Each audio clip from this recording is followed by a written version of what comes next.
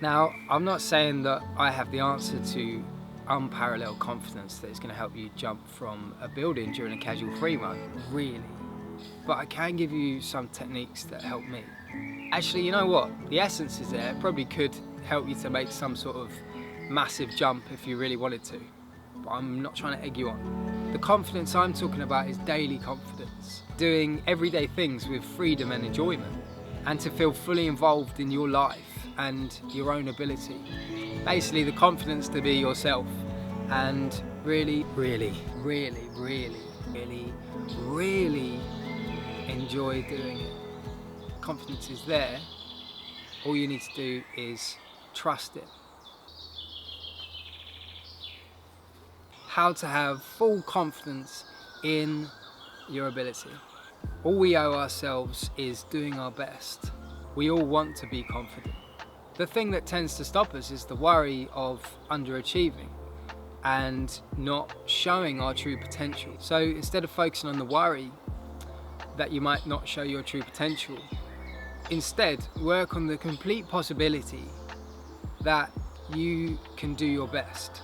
In order for you to do your best, all you need to do is act in freedom. And the only obstacle in you acting in freedom is the fear that you've created around the fear of, what if I'm not able to show my full potential? You see where I'm going with this?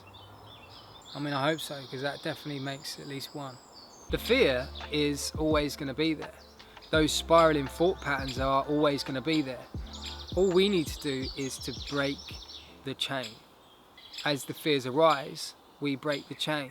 As the thoughts arise telling us of the fears that we had in the past, we break the chain. Break the chain over and over again, and it becomes easier. And we break these chains through the awareness of the fear and the origin of the fear itself. So notice the fear, sit with it, listen to it, and explain your reasoning for why it isn't needed. Focus instead on the one thing that only you can do, and do incredibly. Being you at the level of your own ability. Once we know that the only person that's fearful is ourselves, it's a powerful moment because we can have control over our own fears. So how do we find that freedom? Work on the idea that this current you is the only you. There is no past yous, there is no future yous. Damn you, past and future selves. There is no, I might do this better in a year's time, or I might have done this better a year ago. There is only you right now and your current original ability. Work on the fact that you are an individual. There is no point comparing your performance to others, as to meet them, you will not be able to do your best. In being 100% focused on your own ability, you allow instinctual genius to emerge. And this is the most captivating and important part of life when it comes to performance. It's when we unlock true connection to our unique ability. In comparing ourselves to others, we impair our unique ability, and we can find it harder to feel comfortable in our own skin. As a quick side note, I think it's worth mentioning this app that I've been using for a while now called Elevate. It helps me to feel sharper during my day. It's basically a brain training app, but I like the way it logs your progress and has a large variety of training between reading and maths.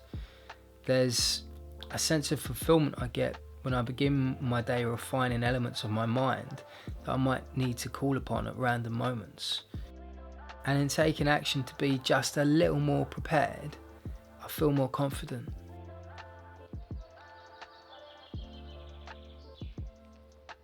Courage! Not porridge, courage.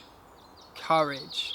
Courage will help us to create the feeling of freedom, so we can act at the highest level of our ability. In courage, we act without thinking about the past or future. We do what is only helpful to us in the present moment. Like, when has comparing what you're doing to past efforts or other people's failures ever actually been helpful to you? Very flipping rarely. All you're doing is crippling your own ability. I recently watched The Last Dance, and my favourite bit of brilliance from Michael Jordan was the way he tried to be in the moment as much as possible, which allowed him to focus and show his ability so often. The past and future didn't dictate how he could do things. He trusted in himself and his ability and looked to the moment to be able to unlock that ability when he needed to. In thinking about how we'll be judged, we're inventing unhelpful scenarios before they even happened. In what reality is that beneficial to us? It's about as helpful as a bucket with a hole in. So notice the fear and rework the idea of how you want to approach the situation. If we're in the habit of people pleasing, it could suggest that we're lacking a little bit of confidence and a little bit of love for ourselves as well. Make an effort to please yourself. Be kind to others and offer love, but don't change your path to please them. If you do that, you can derail your own presence and dent your confidence. Growth comes from having confidence. So growth is something that you can look forward to if you bring confidence into your life, which you're going to. I know you're going to. Being confident in our own ability, we allow mistakes to happen. Mistakes lead to growth. Mistakes lead to challenges. Every challenge teaches us in some way how to dance in this life. And you can grow forever in this life, or you can stop. You have a constant choice. So what's it going to be? I choose confidence. I choose confidence. Confidence or skepticism. What I've tried to talk about in this video have been very helpful in me gaining confidence and feeling confident in everyday life and trying to feel myself in a world that is a bit crazy. If you feel less confident, please let me know, because I'd like to personally apologise to you and never do a video about confidence again.